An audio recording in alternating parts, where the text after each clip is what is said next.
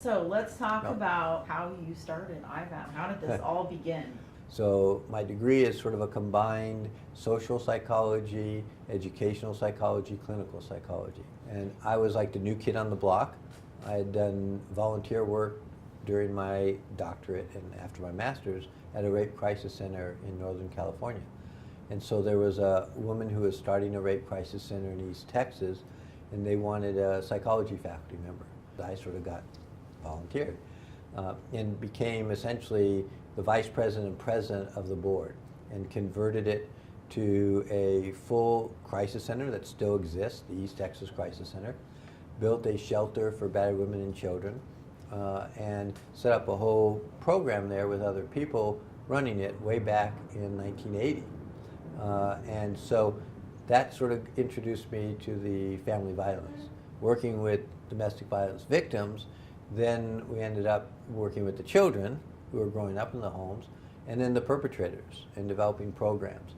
And having worked with the different groups, realized that they were all being impacted. So I had to learn more about child abuse because of the overlap.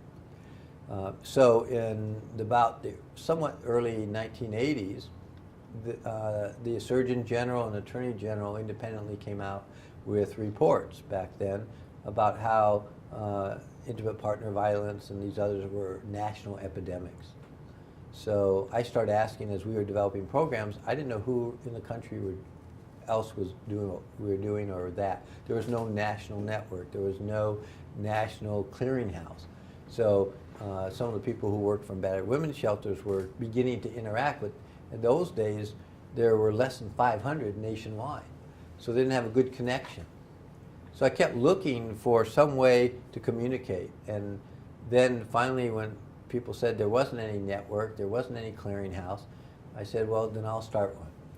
And so we got seed money, and then opened the Family Violence Research Program 32 years ago at the university at the same time that I was there, and I was also building private practice clinics.